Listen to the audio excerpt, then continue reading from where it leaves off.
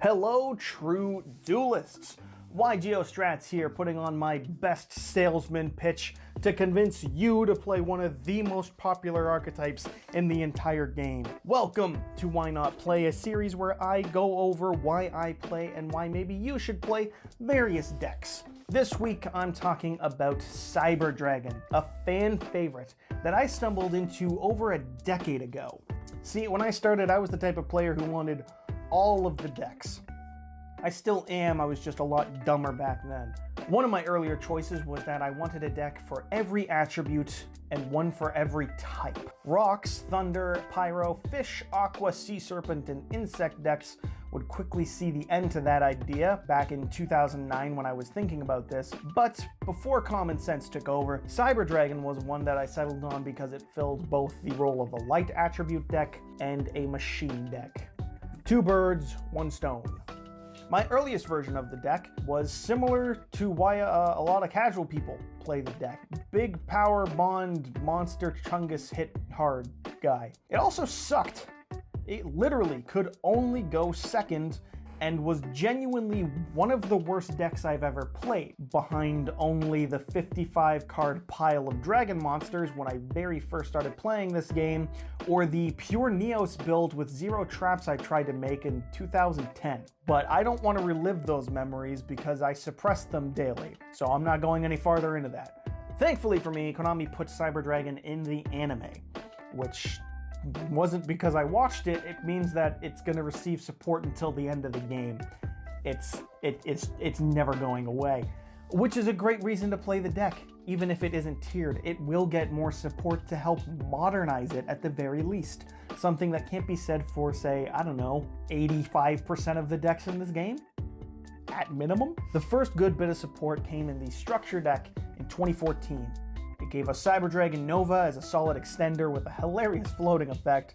Cyber Repair Plant served as a Rhoda, and best of all, it gave the deck not only a relevant normal summon, but a Stratos for their spell and traps, Cyber Dragon Core. Core also has the benefit of being able to banish itself from the grave to summon any Cyber Dragon from the deck, and all of these are solid and valid cards to play to this day. Except for maybe Repair Plant. A Rhoda that requires setup is kinda ass. But it is better than having no Rhoda whatsoever, so in 2014 we played it. The next good bit of support came along, and is kind of what the deck is known for in the modern day. Cyber Dragon Infinity. On release, Infinity was insane, and it's, in my opinion, the start of Yu-Gi-Oh's shift towards the negate boards. It also is one of the strongest negates in the game. It negates any card or effect. Even something like Totally Awesome can't negate a spell effect if that spell is already face up on the field, like a continuous one. Infinity don't give a fuck. Infinity is negating. It also replenishes its materials by being able to blorp any monster that is in attack position to it as a material once per turn, whether that monster's on your field or the opponent's. Sure, one negate isn't much in modern Yu-Gi-Oh, but it is a damn strong negate and is by no means nothing to deal with. They also got support very recently in relative terms. In the end of the 2010s, we got Cyber Dragon Naxter, which can summon itself and revive just about any card in the archetype, including the Infinity that your opponent inevitably got rid of, or Seeger, their Link, which can boost the attack to get over problem cards, or if nothing else, be free material for a Link 3 off that one Naxter. They also got a searchable in-theme Monster Reborn, and Cyber Emergency is in fact not a Drytron card. It's actually a Cyber Dragon card that Drytron happens to have synergy with. They also got Chimera Tech Mega Fleet Dragon, who can be made with any Cyber Dragon monster and any monster in the extra monster zone, whether under your control or the opponent's, which makes for very easy spot removal. And speaking of removal, remember Cyber Repair Plant, the bad Cyber Dragon Rhoda? Yeah, that thing can search not only Galaxy Soldier, a level 5 light monster that works great for Xyz plays with this deck, but also Jizukiru, the Kaiju. Yeah, it's got searchable Kaijus if you want to play that variant of the deck. So if you need a bit of extra help for going second and breaking boards, this deck has what you need. And I haven't even mentioned the generic machine support, things like limiter removal, power bond, or machine duplication. Thanks to all this support, the deck was finally able to move past the janky pile of garbage that I was playing in 2010 and straight losing with all the time, to become a versatile deck of its own, with surprisingly more than one way to play it, which can be great fun just in terms of being able to build a deck to how you feel is best or most enjoyable.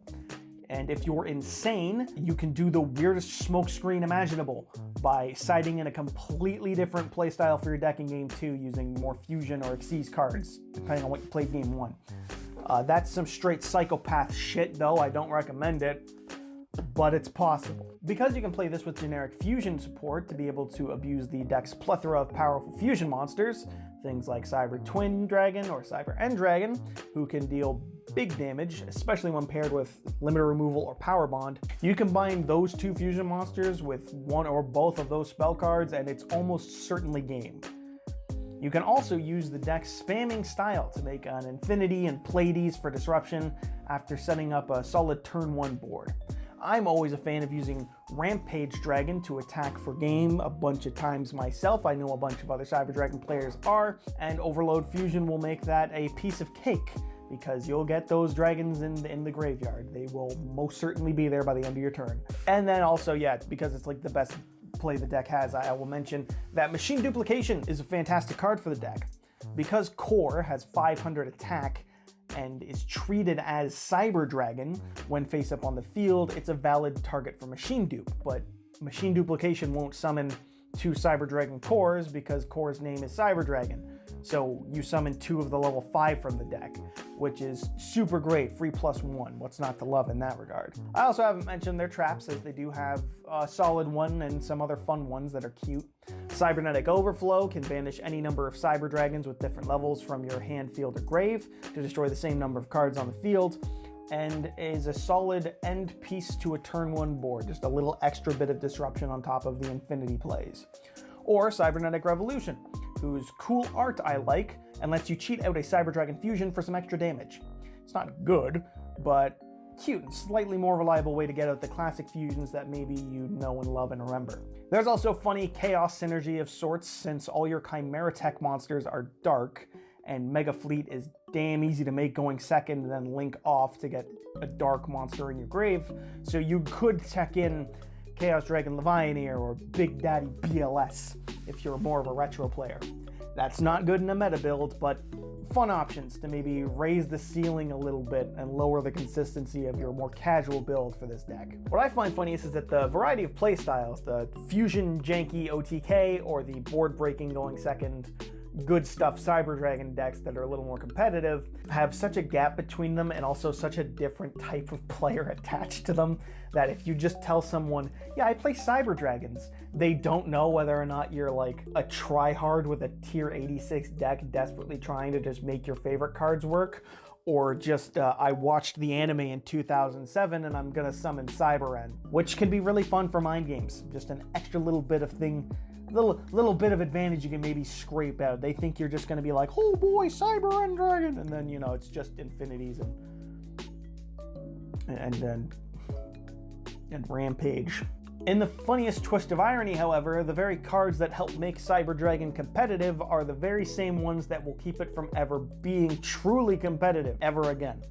Chimera Tech Mega Fleet and Chimera Tech Forces Dragon are powerful and generic outs to boss monster cards. In the case of Fortress Dragon, you can break any machine deck's board because they can use cards from either player's field, which means if you summon Cyber Dragon against all their machines, you can use their stuff to make your own Fortress Dragon.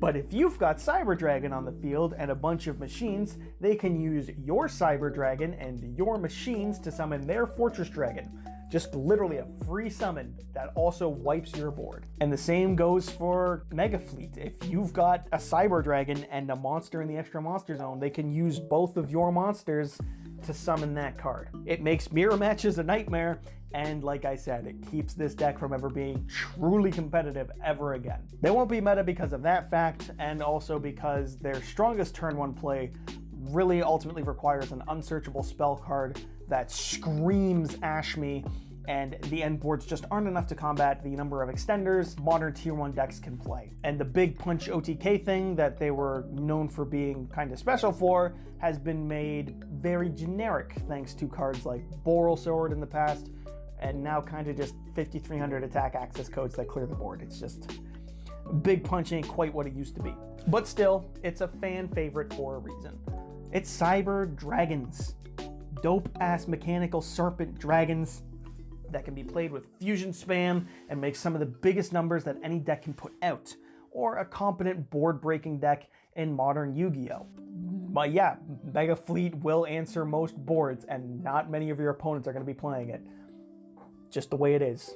It also is one of the blingiest decks out there. Cyber Dragon itself is one of the only monsters I can think of that isn't Blue Eyes or Dark Magician that got more than one ultimate rare printing in its debut set, Cybernetic Revolution, and an OTS Pack 16.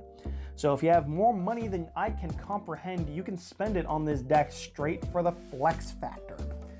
That, and as said, it was in the anime. It's going to get support for the rest of time. And yeah, that's why I think you might be interested in Cyber Dragon. Big Punch OTK, cool ass machines, and that guy. Some people like that guy, so if you like him, you want to... I don't recommend dressing like him, but you can play his deck. Thanks for watching. Leave a like and a comment if you enjoyed. And I didn't mention any Cyber Darks in this video because I wanted this video to be about the good Cyber cards. So eat shit, Cyber Dark fans. You and all 4 of your friends that exist can deal with the fact that your structure deck was only good for an infinite and permanence reprint. Haha. Always subscribe to YGO Strats, because if you do, you're a true duelist.